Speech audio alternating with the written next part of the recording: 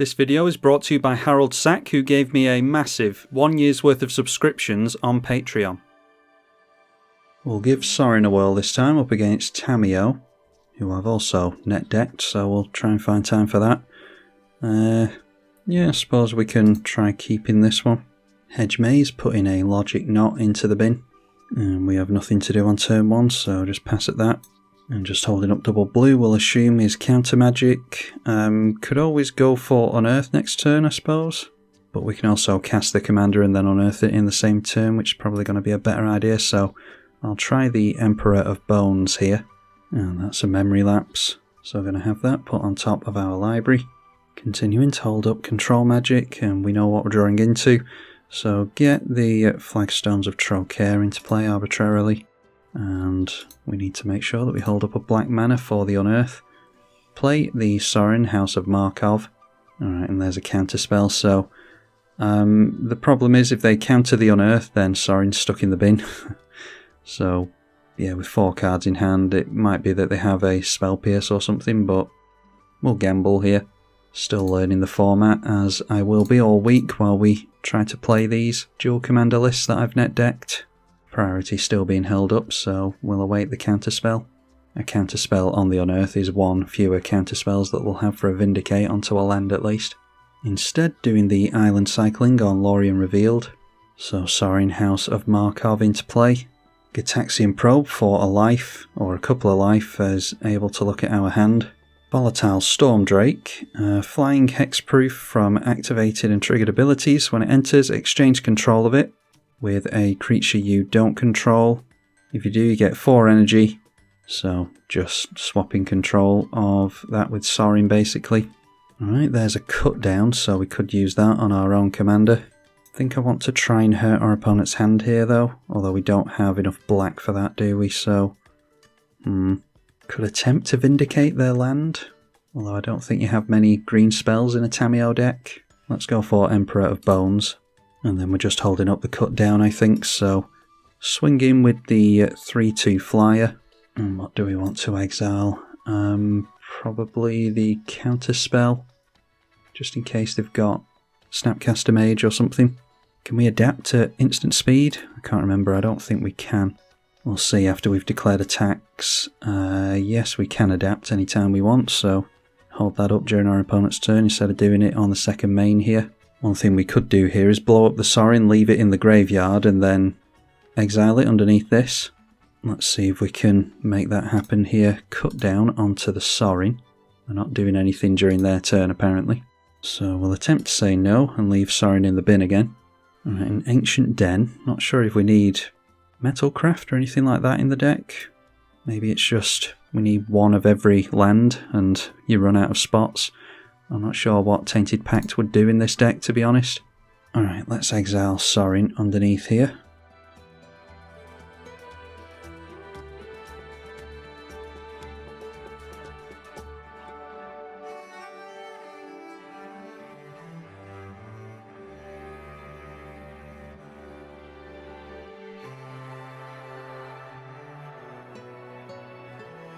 So Tamiyo finally coming into play. See if he can draw 3 cards straight away, apparently not. So with 3 cards in hand, we can't get into the triple black that we'd want for the Turak, unfortunately. Play a land regardless. Let's go for Oust, that's a sorcery, so we can just play it straight away onto the Tamiyo. And that is a mental misstep.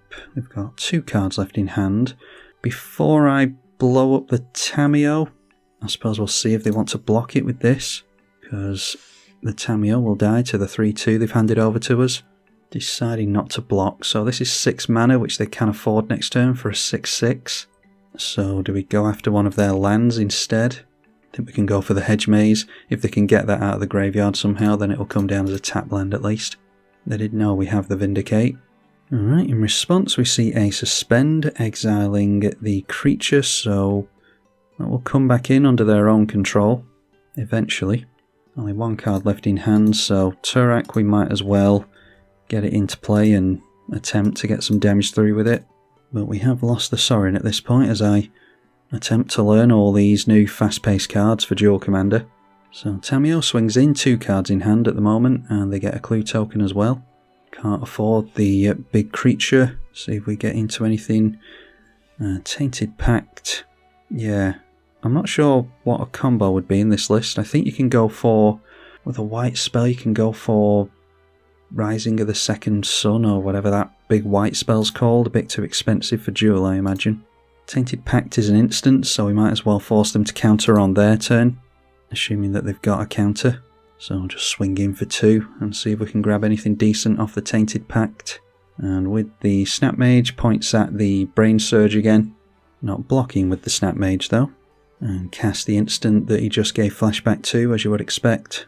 So that straight away can flip around the Tamiyo. And that becomes a Planeswalker at the end of the turn. Still have Suspend to think about on the Volatile Storm Drake. Can't see how many counters are left on there, but I assume it's only 1 left, I think. Anyway, Tamiyo ticking up, so going to be difficult to attack in over there. So we might as well go Tainted Pact and see if we can put anything relevant on top. I'm not sure what we're fishing for with Tainted Pact, to be honest. Well, the Wandering Emperor straight away. Yeah, let's just... Making use of the first card that I see. This has flash, so we can go for it right now. Like I said, I'm not sure what we should be going for with Tainted Pact, seeing as how we don't have Thassa's Oracle.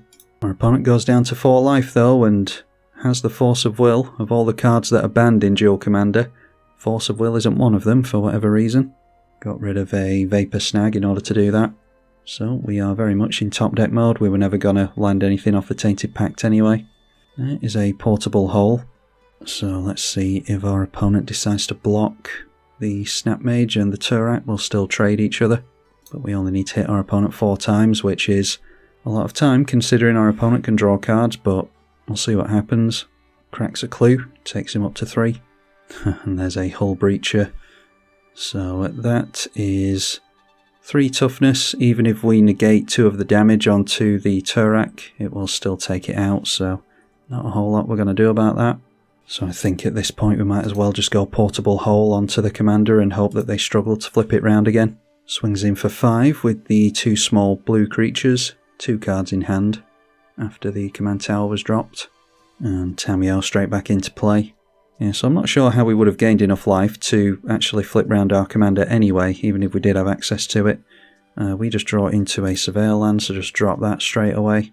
And that is a Collective Brutality. Don't have any card draw on that, and we can't escalate it, so we will throw it into the graveyard and pass. 5 damage to us again, and there is a clue token to be made by the Tamiyo player, and passing it over to us with 10 life. And we get into another land, so I'll just hold on to that. I don't think our opponent's going to play around any bluffs, but might as well. Plays himself the Horned Lock Whale, so that's us done this turn. Forgot about that entirely, but we did manage to hold off our opponent on it for quite a while, so I think the Vindicate was a half decent play. But definitely need to learn how Emperor of Bones works, because, yeah, losing our commander to that is what did us here. I mean, I'm not entirely sure we would have done much of anything here anyway, against the control player. Yeah, weren't getting into anything majorly incredible. I'll try again, and hopefully we do better in the next one, and I don't completely screw that one up. Our opponent casts a Brain Surge in the meantime. Okay, not sure what's going on here. I've got some more plus counters on the Emperor of Bones, and it hasn't put the Sorin in play for whatever reason, even though it's exiled underneath it. And now the Emperor of Bones goes down, so we just lose our Sorin completely because it's in exile. So I'll try this again with a 1-lander, a bad 1-lander as well. We will mulligan. Okay, that's looking better. Emperor of Bones we've got another shot with again. We've got double black for him to Turak as well, so we'll keep this one. Get rid of the Wandering Emperor, I think is fine. Yeah, and probably just a Surveil land on turn 1. I wouldn't have thought our opponent would play into a Fatal Push. Might get down his commander though. It's a Shadow Spear on turn 1. And there is a Cathar Commando which can deal with the Shadow Spear, so I suppose we'll keep that on top. I'd rather be closer to a land, but not sure how good Shadow Spear is going to be against our opponent. Eventually, if we played Duel Commander for long enough, we get to know all the decks and what hurts to get rid of for our opponent and what doesn't. But as for now, we're going for double black, 4 cards in our opponent's hand. So that can be him to Turak, I think. Or do we want to get down our commander? I mean, there's no... If we go for Barrow Goyf, that could gain us some life. I think I just want to hurt my opponent here, especially while he can't counter it. Argument to be made for using that as counter fodder, but managed to get rid of a snap and an in too deep. So double blue being held up. There is the next piece of mana for us, so get that down. Let's attempt the Barrow Goyf, I think. Be pretty unlucky if we didn't get the counter magic out of our opponent's hand here. It's holding up. Priority though. So Barrow Goyf comes down. We'll be able to swing in with it next turn, gain some life and flip the Sorin hopefully. This all assumes that our opponent doesn't have interaction though. Gets into his green mana. And there is a True Name Nemesis, which switches off the life gain straight away. So we can't make use of Fatal Push or Oust onto the True Name Nemesis. I think we'll just get our commander into play and hope that we can do something to gain life at some point. Oh, the Oust. Is that why it's in here? Put a target creature on top of its owner's library, second from the top. You gain 3 life, so that's what flips it straight away. This will have 5 loyalty, and we won't be able to block a True Name Nemesis. I'm not sure what we're going to do about that thing. Yeah, whatever, we've got a chance to flip here, so let's just do it. We'll swing in. I don't suppose our opponent's going to play around the fact that we've got any tricks, but we'll do it anyway. Might let us through. Obviously decides not to. So no damage is dealt if it has protection, which means no life gain. And Oust is a sorcery, so let's tuck the Barrow Goyf, extort, doesn't matter, and we don't have the mana for it anyway. And so Sorin transforms at the end of the turn here, now that we've gained the 3 life we need. Oh, it didn't transform. Oh, damn it, it's during the second main. God, add to the list of mistakes. Anyway, the equipment thrown onto the merfolk and begins to swing in to gain life. We get more spot removal in Dismember, which isn't of much use to us at the moment. So let's throw down the Emperor of Bones just in case we manage to goof that play up again as well. Oh well, our opponent has a Force of Will for that anyway, so not going to be seeing that played again. I'll hold up the removal, won't bother extorting just in case. And we'll swing in for a little bit of life gain damage, we can't block the merfolk anyway. Our opponent just swings in again for some more life gain and passes the turn with 3 mana held up. And there we see the Barrow Goyf again, so that might dissuade our opponent from continuing to swing in at us. We have a now 5/6 Barrow Goyf with lifelink and death touch. Swinging again with the commander, just gaining little bits of life. Brainstorm from the Simic player. Followed by cycling, Lorien revealed, so might have been really unlucky and not managed to get into a land there. That will be a shuffle as well. Grabs a tropical island and plays it, 1 card in hand for our opponent. And there we see another land, so yeah, with nothing to target, I don't see that there's too much we can do. We could surprise our opponent by getting rid of the Shadow Spear, I suppose. Then I don't think they're going to try and block our commander here, but we'll try it. Okay, they do go for that, so now just have to hope that the Cathar Commando isn't countered. Alright, they do go after the Barrow Goyf as we assume they would. So then that will be 1 life gained here. Then we can Cathar Commando extort. Wouldn't be enough. And we can't target anything, so we'll just have to leave it there. We're holding them off with True Name Nemesis now at least. Alright, Malcolm Alluring Scoundrel is going to give us a target for removal, which can get us some extort. Just swinging in with the Malcolm. So a chorus counter, then it's draw and discard. I think it needs 4. Yes, it does. Discards an island. So let's just play the Cathar Commando. And we might as well pay the extort cost here. And Swords to Plowshares. So cheap spells, we can cast the cheap spells with extort as well. So yeah, we'll attempt again to flip round the Sorin. See what happens during blocks. Just have to imagine they go after the Barrow Goyf again. So if we go for a life there, Fatal Push for 2 mana, we could Dismember on the stack as well for 2 mana, just to flip this round. We're gaining the True Name Nemesis a bunch of life doing this, unfortunately. But the Cathar Commando kind of negates it, so yeah, we'll allow this. So I'll have to go Fatal Push, See if our opponent wants to counter it with the one card in hand. We can try and encourage him to do that. Pay the extort cost. Pass priority over to us again straight away, so we'll assume not. It can be swords as well, just for the sake of getting extort again. Alright, and this time we go through to the second main phase. And there we go. Got the trigger this time. As useless as I'm sure it'll be. So -1, damage equal to the amount of life you've gained this turn to any target. We'll just +2 to make the food token, I think. And then if they want to start swinging in at Sorin, then it opens them up to the Barrowgoyf at least. And they do swing in at the Planeswalker. So go up to 31, knock it down to 1 loyalty. Hedge Maze comes in for a Surveil. We can't block the True Name Nemesis anyway.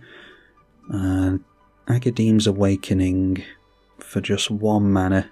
And we've only got the Emperor of Bones available to us. Might be worth holding off on. Our opponent's been gaining a bunch of life, annoyingly, so this is going to be tricky. You'd hope it'd just take 1 or 2 tick downs from the Sorin in order to gain a bunch of life and deal it to your opponent, but unfortunately not. Anyway, we get to mill with the Barrowgoyf and see if we get anything here. We will mill 5 cards. And there we see a White Plume Adventurer, so I'll choose that. That allows us to hold off for a land into the Agadeem's Awakening unless we decide to play that as a land this turn. Yeah, let's go for the Plunderer. Not going to pay the extort because I want to hold up Dismember. Do of course take the initiative when this enters. And that is search your library for a basic land, put it into hand. Yeah, we need triple black, don't we? So play that. And now we've got mana for both Dismember and the Cathar Commando, which I think I'm going to have to finally sacrifice and get rid of the Shadow Spear with. Might as well just untap the Barrowgoyf. I don't think it's going to be of relevance, but that is now a 7/8 with Death Touch and Lifelink. Encouraging our opponent to deal with the Planeswalker. So in response, we'll go after their Shadow Spear finally. And hopefully be able to fish out the Cathar Commando again with the Agadeem's Awakening if we need it. Put Sorin Markov back into the command zone. Could reanimate that as well with the Agadeem's Awakening. Not playing out Tamiyo again with 1 card in hand. The initiative triggers again. So which one do we want? Plus counters on a creature or Scry 2? I think I'd quite like to go all in on this Barrowgoyf. So we'll add more plus counters to that. Noteworthy they do have Inventor's Fair available to them now as well. A Meat Hut Massacre, that's enough to get rid of the True Name Nemesis, isn't it? Let's play out the Sorin. Then swing in with Barrowgoyf and the White Plume Adventurer. 9 lifelink damage takes our opponent down to 11. We will mill, and we will give ourselves, I think, an Esper Sentinel should be alright. I don't think we need to hold up the Dismember anymore. And once again we've gained enough life this time now that I've discovered how to transform the Sorin. So let's just tick it down and point it straight at our opponent's face. And that knocks our opponent down to 2 because we've gained a bunch of life thanks to the Barrowgoyf. Not going to be able to extort with the Esper Sentinel, but our opponent had a Force Spike for that anyway. That's what he's been holding up this whole time. Said no about 5 times to this extort now. The client isn't liking it for whatever reason. We will untap the Barrowgoyf with the White Plume Adventurer. And the True Name Nemesis can of course deal with Sorin again, but we can bolt down a land next turn and replay the Sorin again, so not really too worried about it. So the Undercity, target player loses 5 life. We obviously choose Trap here, and that can go at our opponent, see if he's got a Stifle or something. Yeah, there we go. We've only got like 5 minutes left on the clock now, so I don't think we're going to be able to do anything on this next game. If it's of any interest, I'll show it to you, but otherwise, we will call it a day there and say that it was a draw. So, massive thank you to the patrons for their financial support of the channel. I'm Tribalkai. Thank you for watching.